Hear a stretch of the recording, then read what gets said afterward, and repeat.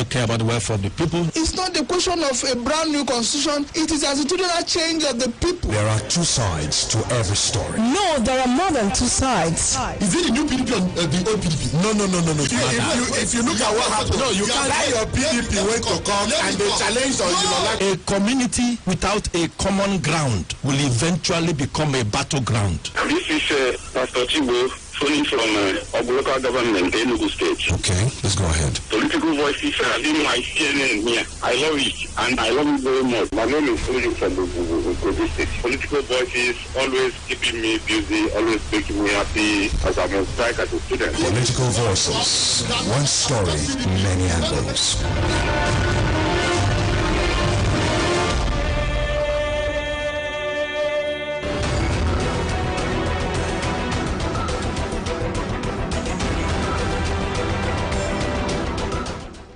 Good morning and welcome to Political Voices on 92.5 Enugu's Dream FM. Political Voices is a session of comments, interviews and analyses of trending political stories as they affect and shape the world around you. Today is Friday. It is the 17th day of July 2020. This morning, our focus turns to the rising rate of poverty in the southeast. We'll look at the issues and the way out.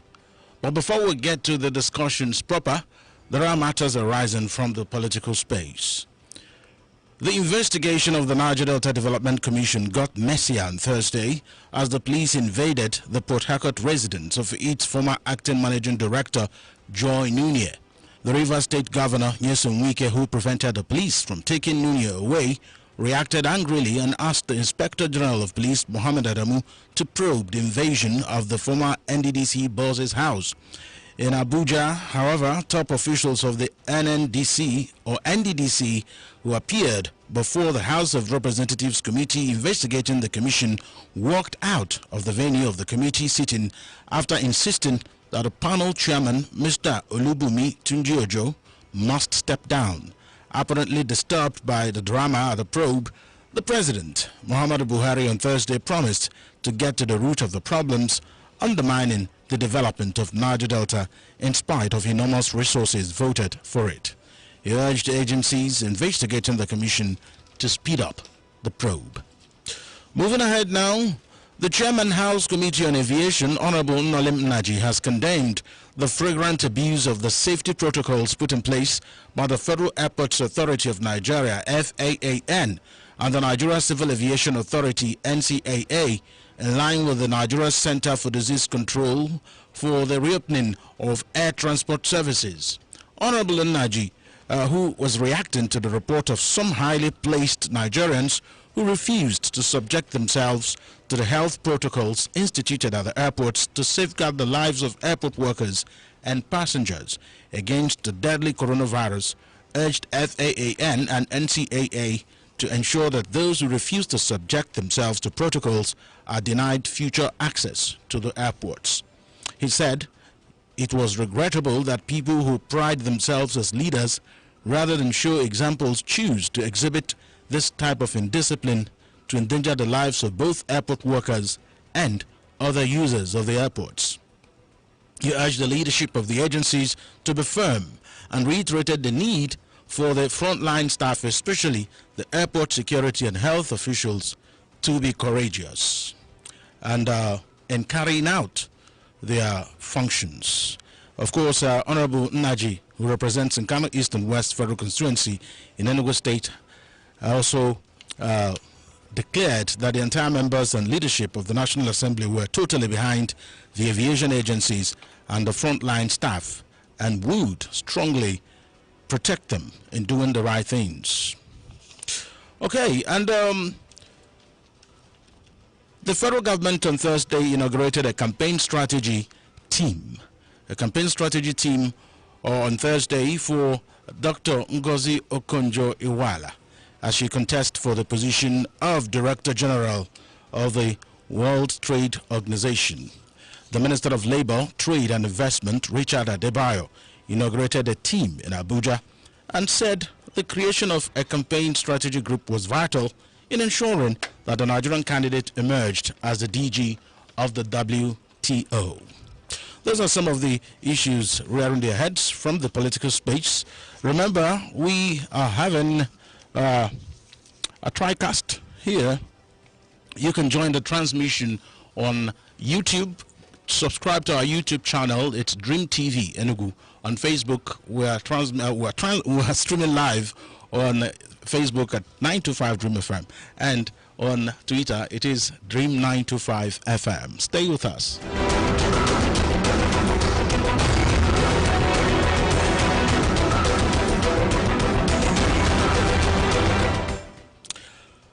About 900 million people, I should say 90 million people, roughly half of Nigeria's population, live in extreme poverty. According to estimates from the World Data Lab's Poverty Clock, around June 2018, Nigeria overtook India, a country with 7 times its population, at the bottom of the table. Put in another context, if poor Nigerians were a country, it would be more populous than Germany.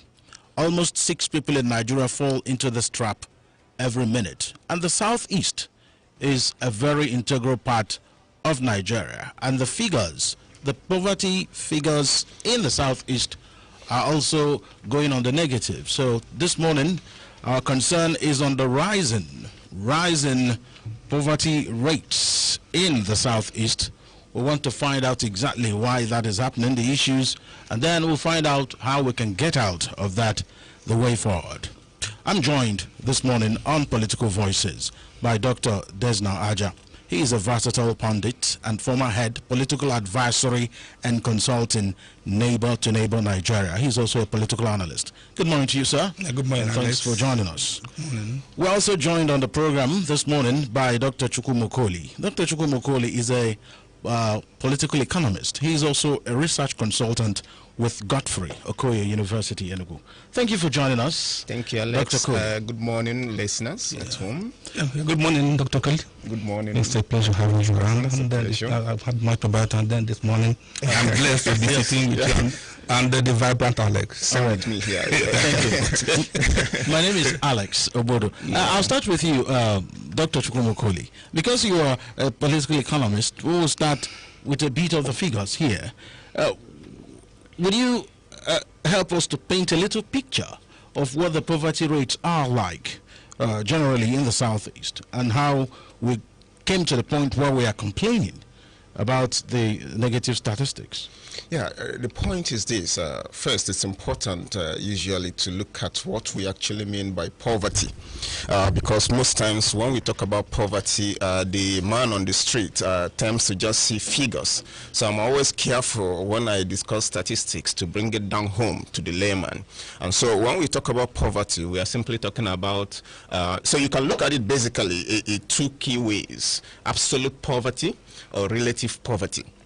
So in whichever dimension you look at it, poverty talks about lack. When you do not have basic essentials, or when you do not have the wherewithal, including the capacity, to earn what you need to survive and to exist as a human being. That's what we mean by poverty.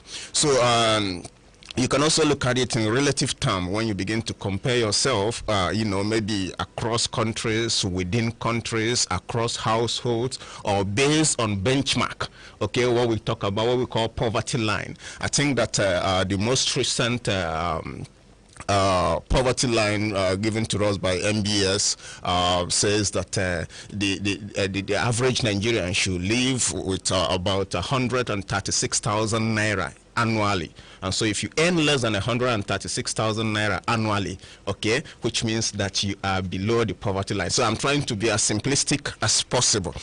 Okay, so when we look at it, it's a global phenomenon. Okay, it's a global phenomenon, and so if I'm going to theory and history, what we call poverty is traced to since man started owning private property.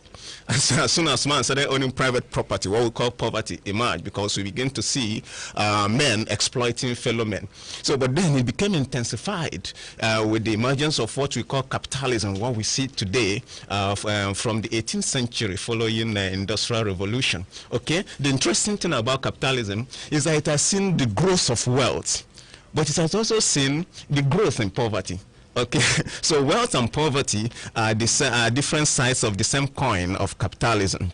Okay, so globally it's a global phenomenon, but it is more worrying in the developing countries. I don't want to use the term underdeveloped country, particularly Africa. Now, if you come down to Africa, Nigeria, the largest black nation, has recently been called the poverty headquarters of the world. But then, for the sake of our discussion today, we'll also be looking at, you don't just look at Nigeria holistically. Let's break down Nigeria. There are 6 geopolitical zones in Nigeria. Okay? Now, before now, the southeast, if we look at southeast from the 5 key states now, used to be one of the best performers, okay, when you look at poverty. In other words, the poverty rate was least in the southeast. For instance, as at 1980s, okay, we were leading. The rate of poverty was very low in the southeast, which means that more people were living above whatever poverty line, okay? But the trend has changed over time, okay? And the recent statistics, in fact, as far back as 2006, the World Bank has come up with publication giving warning that the rate of poverty in the southeast was increasing, and the southeast was beginning to lag behind the other zones like the south and the southwest. Okay, the southwest has overtaken southeast, the south had overtaken southeast. Okay, despite activities that we see in the southeast, the southeast has been lagging behind. And today again, recent statistics, the 2019 statistics published in 2020 by MBS, is also showing that the rate of poverty and inequality in the southeast was increasing. And then beyond the poverty statistics, let's also look at statistics published by the MBS, the household consumption, expenditure by households. Okay, it's another way of capturing what we call poverty when we look at it globally. In other words, how much do households spend? So what you spend also show your earning ability and your ability to meet your basic need. Now, if you look through the statistics, in 2009, household expenditure was about 40 trillion naira across the country. 40 trillion was spent by household, okay, for basic food and some other non-food like house rent and all that. Now, geographically, across the 6 geopolitical zones, to drive down our argument that, you know, poverty is rising in the southeast. The southeast, the households in the southeast spent just 4.7 trillion naira, which is about 11% of the entire household spending across Nigeria. Now look out south. 8.4 trillion was spent in south, twice the amount of money spent in southeast. Look out southwest, 12 point something trillion, almost 3 times. Now, even the North Central spent above the Southeast, 5.6. Northwest, 6. We were only ahead the Northeast because, of course, Borno State was not included in that statistic because of the insurgency in that place. So what does this tell us? That we are earning less in the Southeast, and we're also spending less, and it also has implication for businesses. Okay, so if you are to invest, for instance, if you're an investor, you're looking for where to invest, what would you think? Oh, the Southwest has more spending capacity, so there is tendency for you to invest there. It also has implication for unemployment.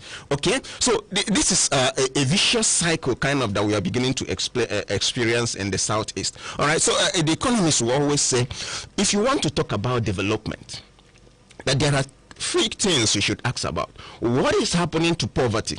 What is happening to inequality? What is happening to unemployment? If all these have continued to be on the rise, whatever you are seeing cannot be called development. All right, so what am I saying? That what we call poverty or lack, okay, I like breaking down poverty so that the layman on the street you will feel it. Okay, lack and what we call unemployment, what we call inequality are linked together. And today we are seeing them increase in the Southeast, in both in absolute terms and in relative terms. Okay, maybe I should pause there so that you can lead the discussion. Yes. All right, then. Thank you so much for opening the discussion in this way, Dr. Desnaja. Why are the poverty rates soaring in the Southeast, despite the claims by the Southeast governors of doing these and that? And I mean, there's so much noise from different state governors about what they are doing and what they have done. So why are the figures not saying matter-of-factly that these programs are reflecting positively on the. I mean, the National Bureau of Statistics wouldn't be lying about these figures. Why are we not seeing the results of all the claims that they are doing heaven and earth?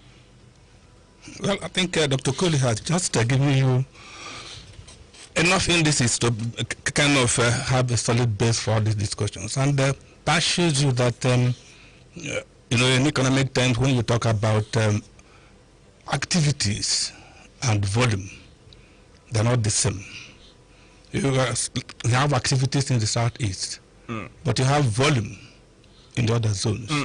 So the average Igbo man appears to be very busy chasing wealth, but the Westerner, the Southwesterner and South-Southerner and some others, they are with their own activities. What they do have more volume than what we are doing in the Southeast.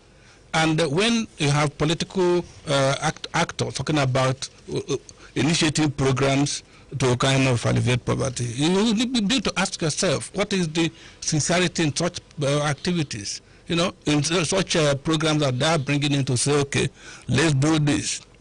Like, you know, it's on record that the local government chairman once bought wheelbarrows and spades and shared as a way of alleviating poverty. And then some other political actors will buy creepers and generators and share as a way of alleviating poverty. Then state governors will take their own programs here and there. Some of these things don't have basis. Sometimes we discover that the items are given out to people who don't actually have any concept of what to do with what they are given. And sometimes the items are sold for a quick merriment within the short period of time, and then that goes down the drain and wait for the next one. So it is not actually very satisfying that we should begin to talk about going on air to say we are running this program or the other. What is the volume? Now, what we expect is that between 1999 and 2021 years, you know, that the democracy is now an adult. We expect that the Southeast governors should have revitalized the industries created by that fall within the Southeast zone, as created by Bara and Azikiwe. They did those. I mean, the sages of the past did a lot of things to give us the base where we actually started to be the signature of development and then economic enhancement within the Nigerian context. We had the banks, ACB, Orient Bank, and then Cooperative and Commerce Bank. We had the cement industry, Nkalago cement industry. We had the breweries, Golden Guinea, Monarch, and so many others that were there in the past. And then we had the Avop and even the Juriva Power Station. These were instruments that kind of created volume in the economy, not just activity.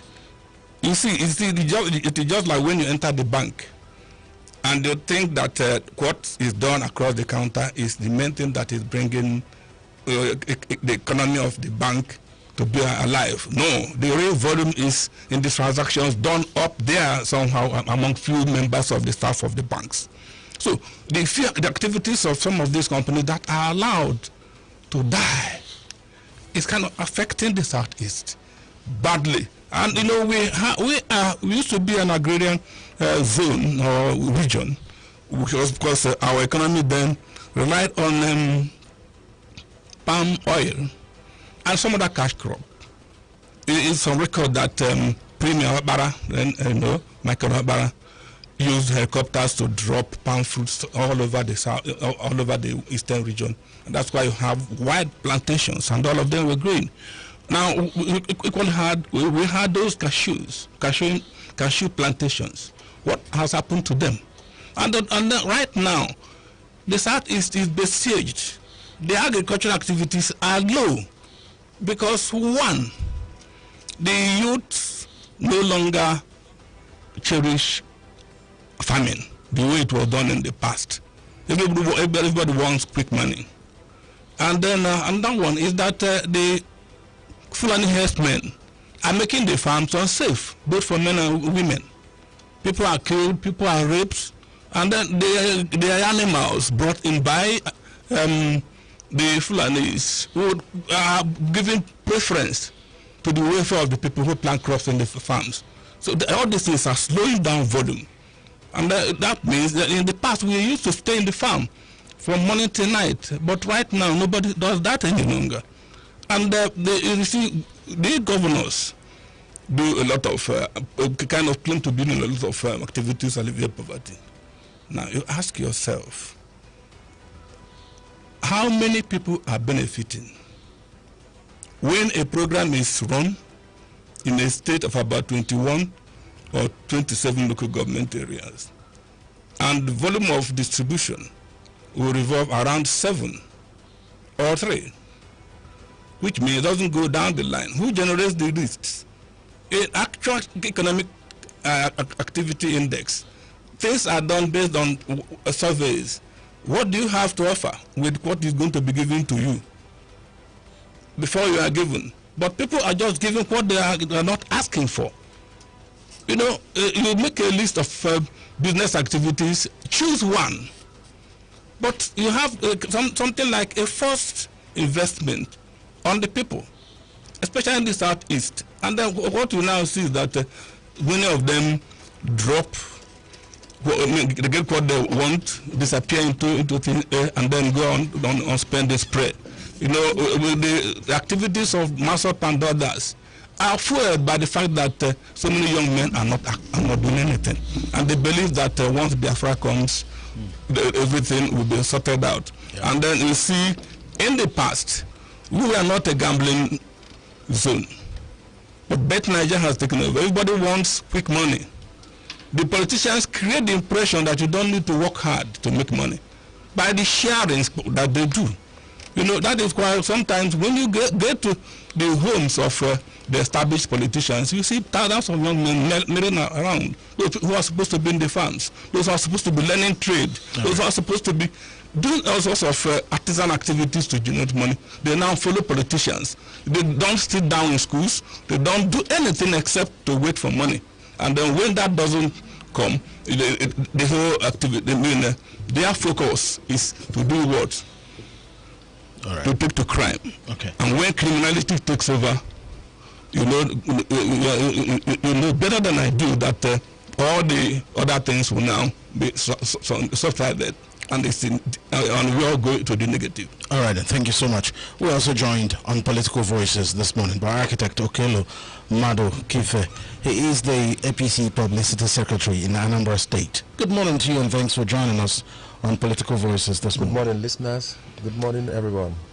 Yes, we're already in the thick of the discussions, but I would like to find out from you what your thoughts are about the rising poverty rate in the Southeast, based on the statistics from the Nigeria Bureau of Statistics. It's showing that the Southeast is sliding down the ladder in the ratings in terms of poverty. What's your take on that? Thank you very much. Number one, we have a migrant population who think less of home and invest less at home. And so it's a very strong factor. Two, the Southeast is technically landlocked, and anybody who wants to assist them must create all the gateways, land, sea, and air. In land, you need to create inroads into the Southeast. You need to develop the infrastructure on ground, so you would have communication between people and activities, which creates economic growth. Then you of course, they are talking about air. Luckily, Enugu Airport is already under reconstruction. We need many more as gateways to trigger up activities. The third thing that you must not lose attention on is education. At some point, people discouraged by how people who go to school do not get jobs through unemployment, they will begin to discount the need for their own education also. And once you tamper with such a human index, it comes down drastically.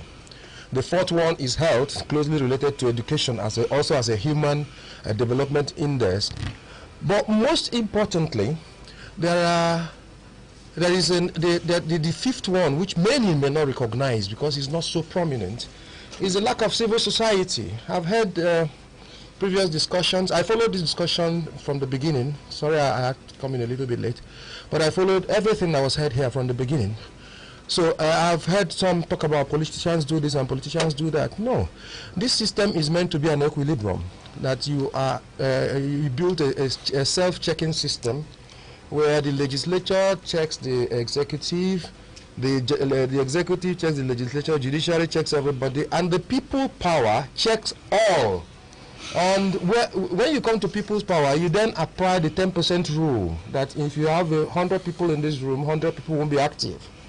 About 10% will dictate where it goes. Now, how does it happen? In some other states that we have used as example, or some other regions, you have the civil society. You have those who are societal watchdogs, watching the indices, watching the wrongdoings, and they bring it up. It does not exist in the Southeast. To them, it is a waste of time. Volunteerism, it's a waste of time.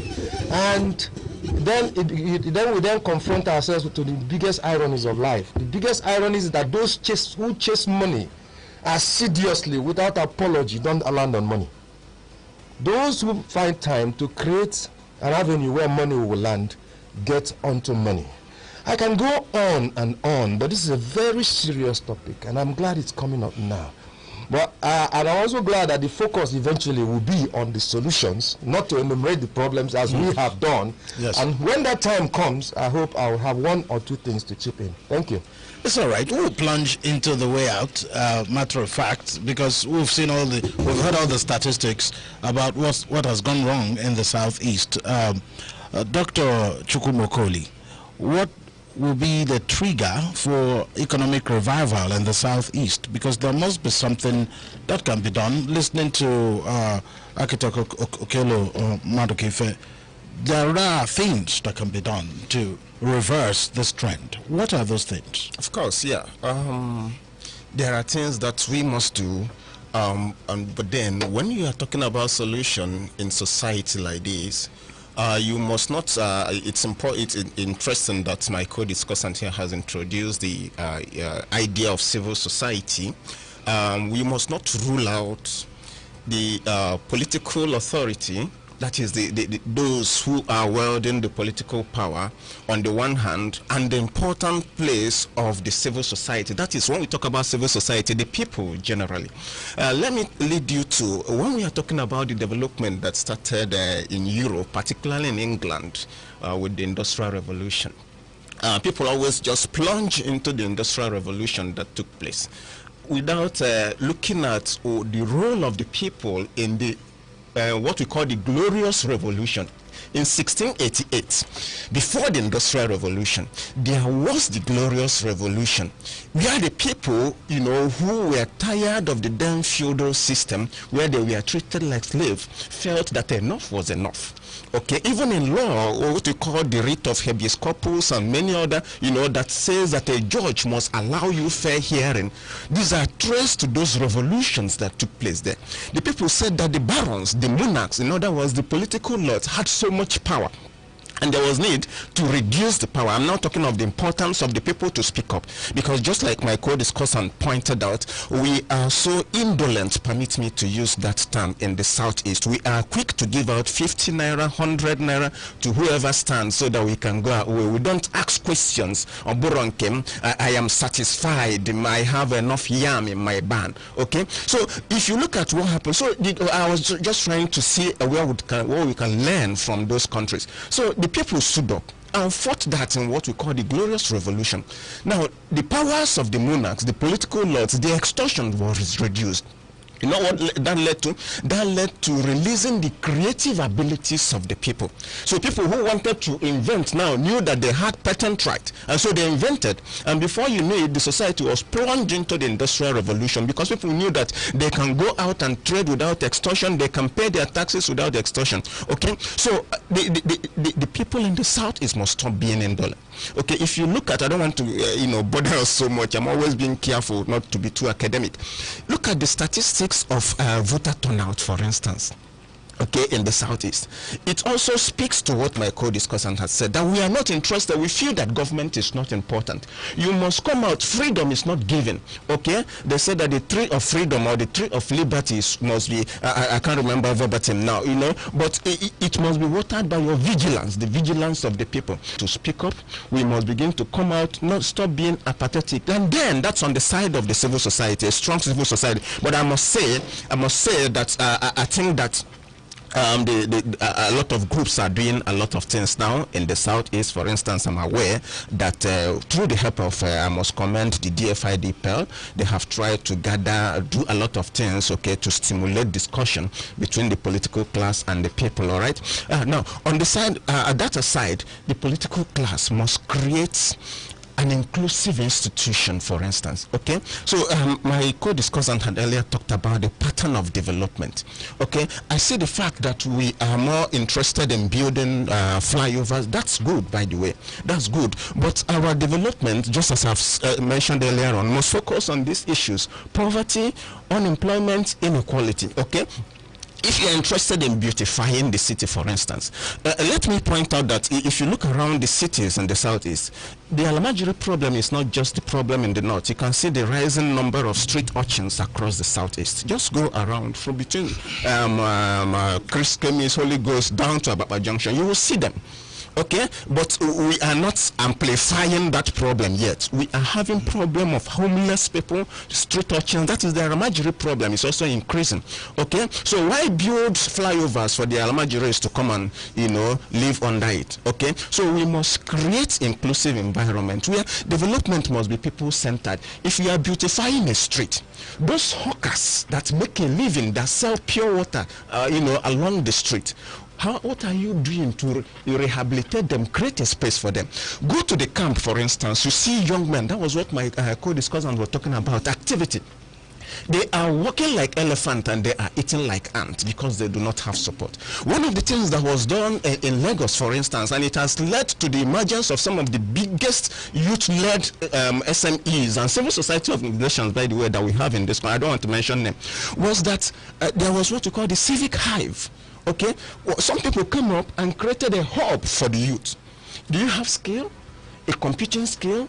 Come, we'll provide you with office space free of charge. Provide you with electricity free of charge, internet services, and even sometimes training, advisory, capacity building. Okay, let's go and help these guys at Oboete. They are working. With their laptops, they are working. But the only thing that the state does for them is to continue to extort them. Every day, I feel sad when I see some young men walk around the street extorting money from the old women whose wheelbarrow product is not up to 1,000 naira. That's not fair. So we must build an inclusive environment, okay? Assist the youth. The youth, we are talking about across the world, everybody is talking about the demographic dividend. In other words, if you invest in the young people, in the next many years, they will be the ones that will create employment. All right. Okay, maybe I should stop there for now. Yeah, right. we'll come back to you, but I'd like to get the thoughts of Dr. Desnaja on the issue of the way out, taking it from part of what Architect Okelo Madukife pointed out on the issue of the Igbos being adventurous and they're always seeking greener pastures. That means that he's trying to translate that what you are recording in the southwest and some of that not have been created by Igbos. Well, yeah, of course, but when you look at the statistics of how many people from the southeast that are resident in Lagos, for instance, and doing business, you look at the impact on the GDP, don't you think that this is also part of the problem the southeast is having? And how can we reverse this? It is a problem of its own. And to discuss it inside this particular issue, that will not be enough. I think we can create time for that, for another discussion. You see, when you see, you go to the southwest,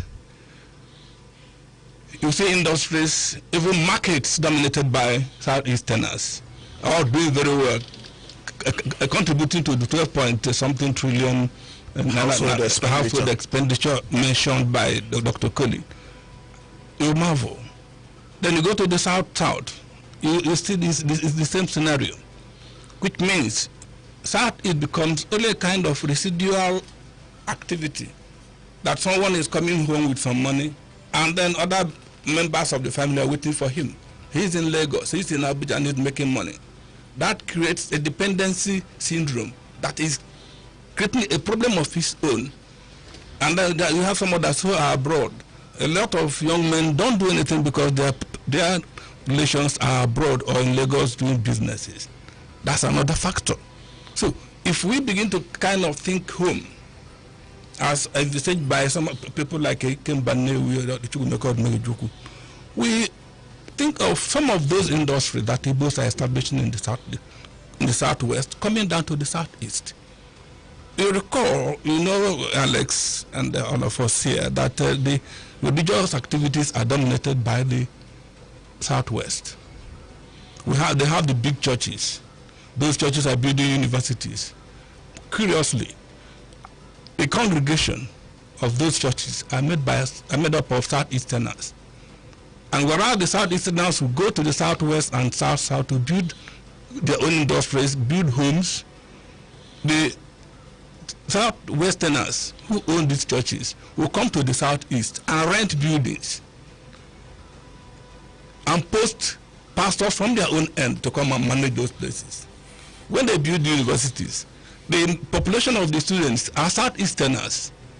The Igbo man who is there in the Southwest pays high school fees for churches built, for universities built with the money he has helped to contribute as a member of a church.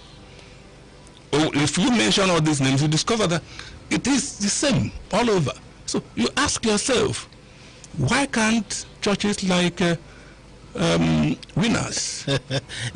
I guess that we can keep the conversation general. Fine, but this is economic. Everything we are doing now is economic, but we can keep it general. Yeah, okay, now, fine. So you see now that the economy is dominated not just by tilling and soiling, but by thinking and acting.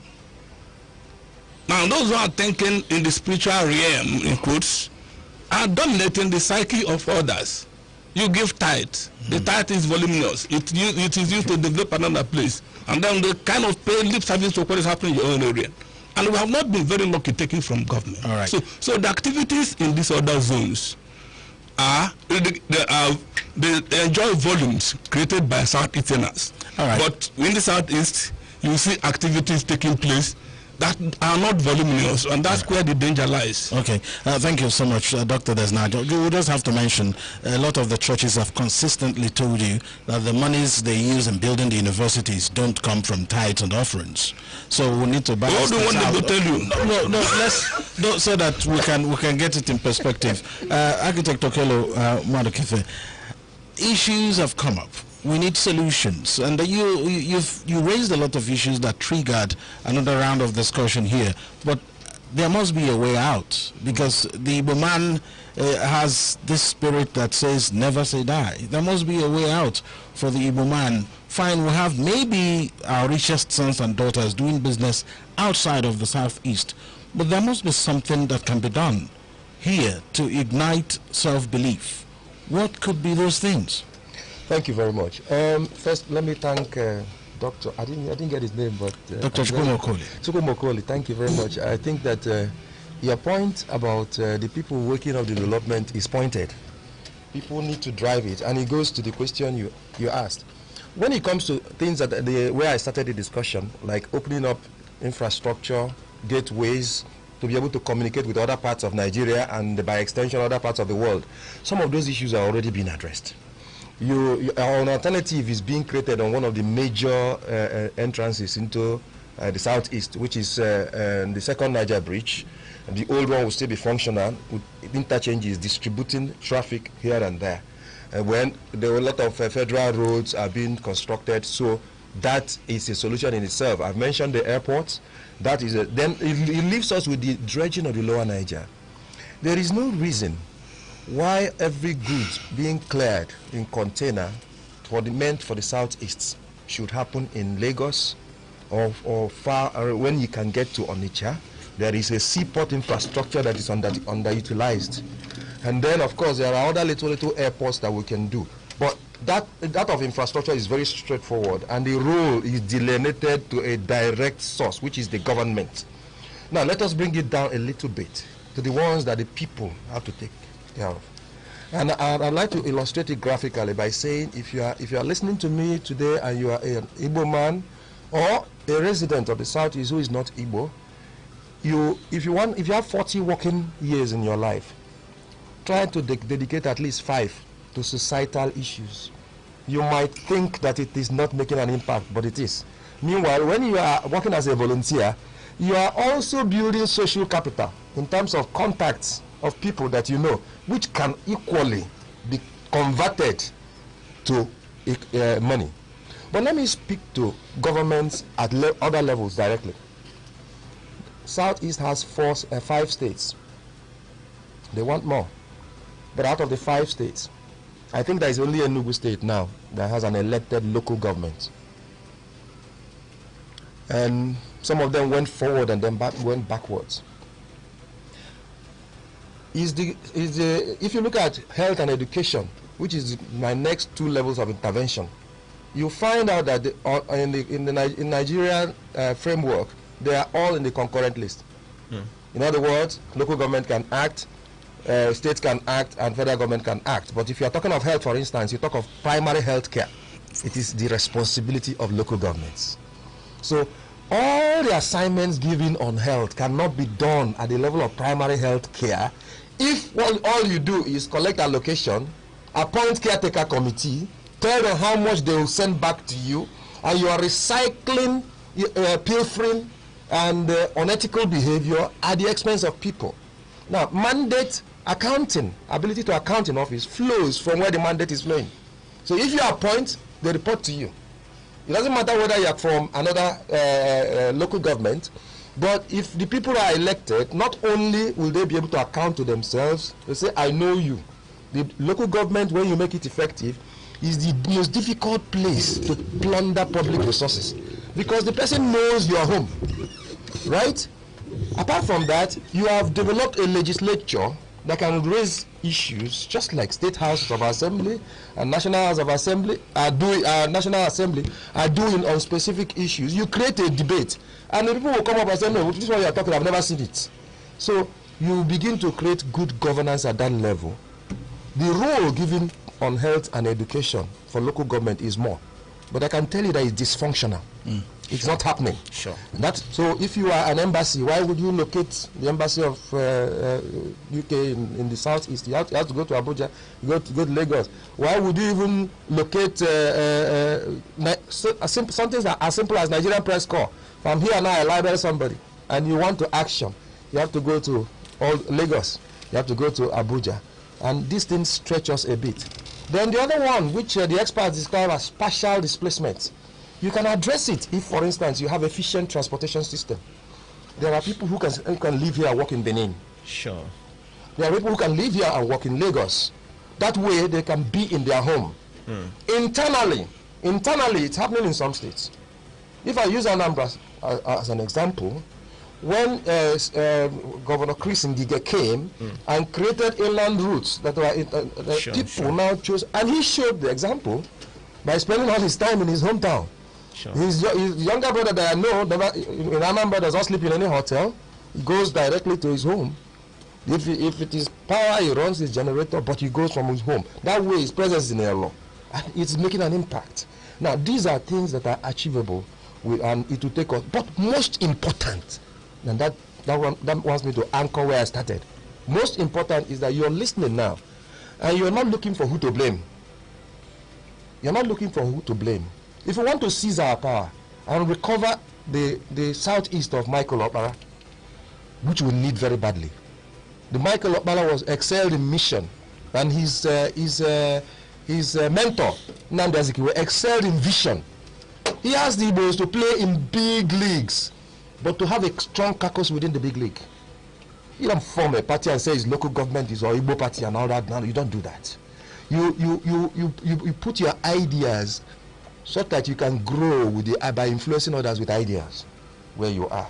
but at every point in time, you keep your focus. All right. So it is the people that will say enough is enough. And once you do, you drive the government. All right. And to close in this segment, an NGO is not government. If you set up a civil society or an NGO, and all you do is to ask to see the governor so that he can fund your activity, you have failed. All right. Thank you so much. This is Political Voices on 92.5 Enugu's Dream FM. This is one of those days where we talked down the clock, but we'll try and fuse in some of the text messages sent in by those people watching us, and we'll take a few phone calls. Let me start by reading some messages from Facebook. 925 Dream FM.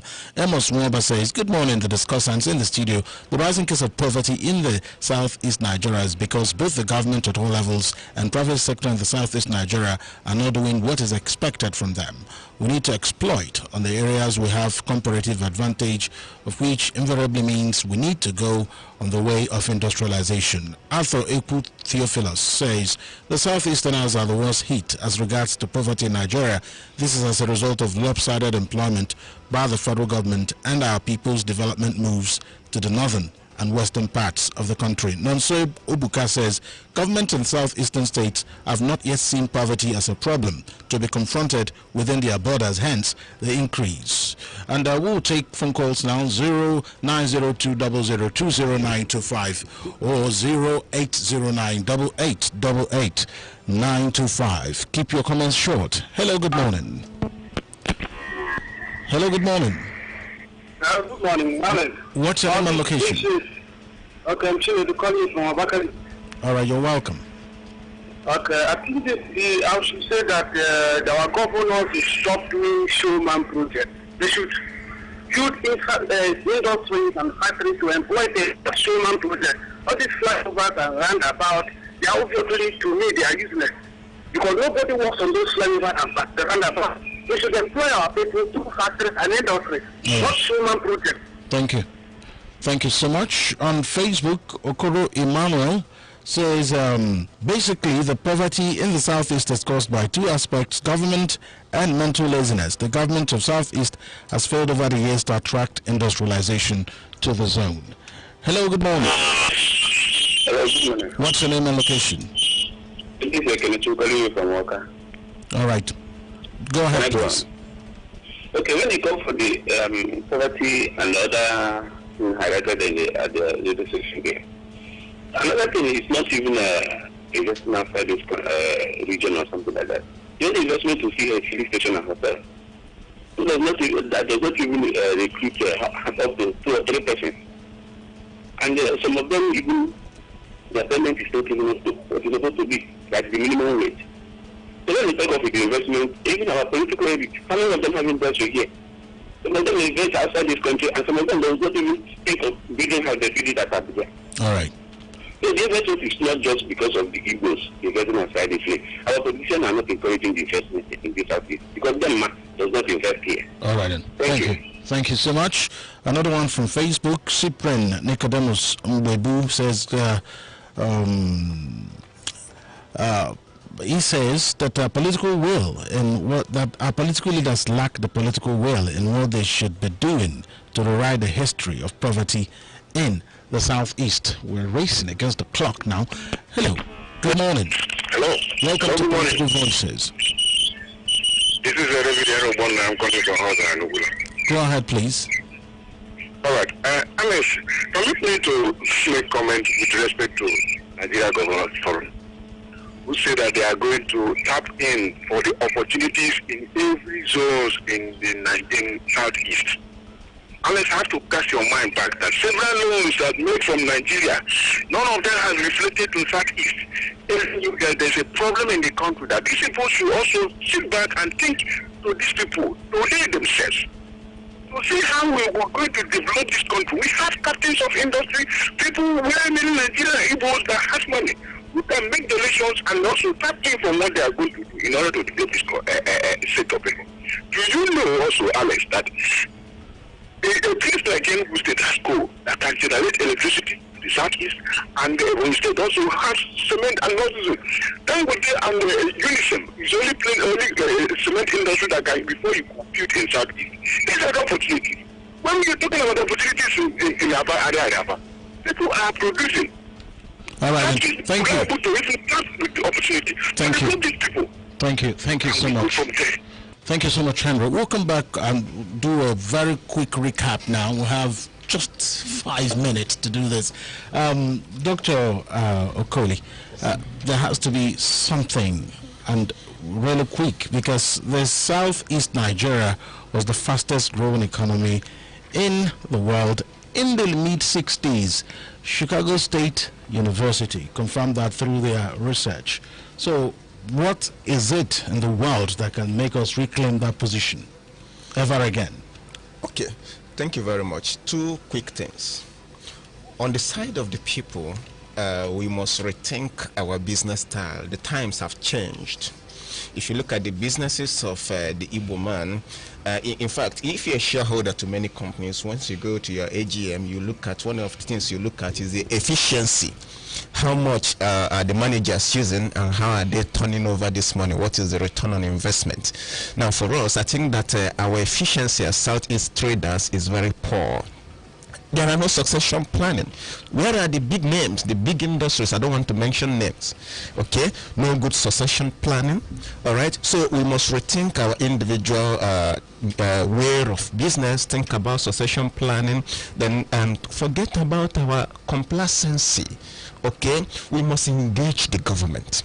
We must engage the government peacefully. I'm not talking about revolution now. Right. Okay, make demands on the government, make impute of the government. The billionaires should be able to form the kind of foundation. So NGO, my co-discussants were talking about, not demanding to see the governor, but NGO that empowers the people. Our senators and members of House of Rep, I shed tears when I see their constituency project. Okay, they must rethink it. Their constituency project must have input from the people. You don't tell me you are training 1,000 youth on piggery, 1,000 and billions of naira is going. They must rethink that. On the side of the state, my co-discussant has also talked about what's happening in Anambra State. Enugu State must borrow from that. I must not pass through Transekulu Bridge every day to come from Nike. In order for us to get the recaps of the other discussions, I'm sorry, but I think we must have a second part of the discussion. Dr. Desnaja, please, in a minute, talk to us about how we can get out of this situation of rising poverty rate in the Southeast. 1 minute, please. Attitudinal change, that we should begin to kind of enhance those skills that we are known for. You know, in the past, it was the practice among Igbos to learn trades. And you have people who learn tailoring, those who learn carpentry and so on and so forth. But go down the streets of any of these state capitals, you don't see young men doing that. The volume of activities taking place at Teko Camp are done by men who are getting to their 70s. Young men are not involved. And that slows down whatever you are going to do. So there should be a program by government to draw the interest of young people into some of those old trades that make this is thick. And it's not just a question of calling them and sharing money. No. Create the program. There was a time we had a paper in Owerri where we spoke about on-site school system, where places like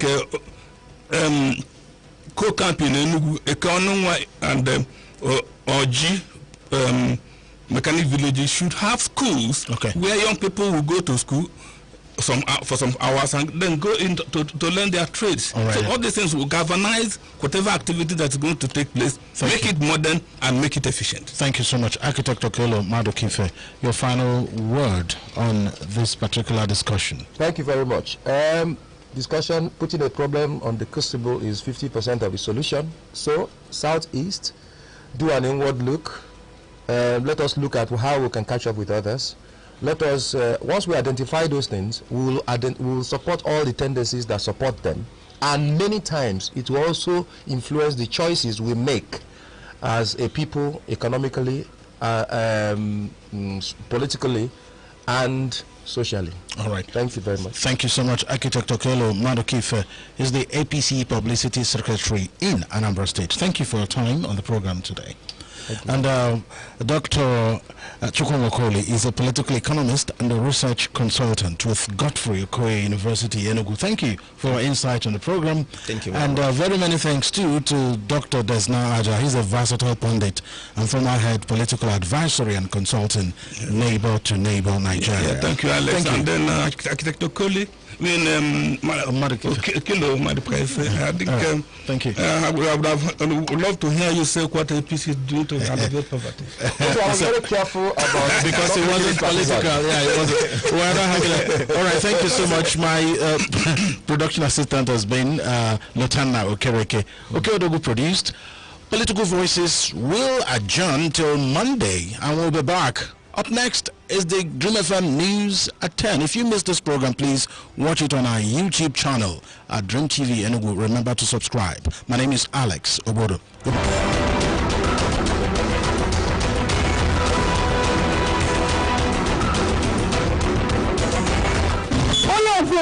Gịnị ka ị nwere ikwu? Onye ọkaiwu agwakwara nwaanyị ahụ oge m butere ya ahụrụ m na elighị ihe mkpuchi ihu. Enyere m ya otu mana nwaanyị a dị isi ike. Onweghị ihe na-agụ ya mana o kweghị eyi ya. Jụọ ndị ọzọ nọ n'ụgbọala, ha ga-agbara m aka ebe. Ọ bụ isiokwu bụ ihe onye ọkwọ ụgbọala kwuru?